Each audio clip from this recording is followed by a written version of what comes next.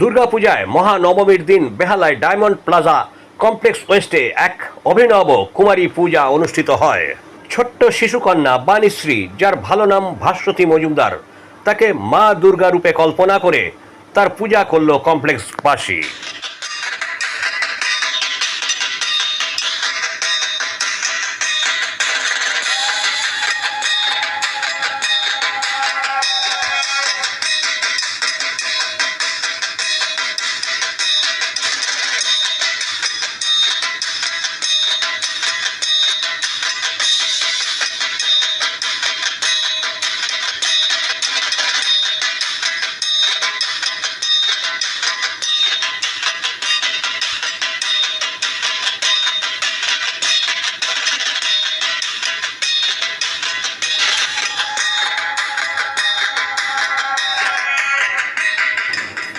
এই শিশুকন্যাটির বাবা ভাস্বর ও মা সাথী মজুমদার কৃতজ্ঞতা প্রকাশ করেছেন কমপ্লেক্সবাসীর কাছে।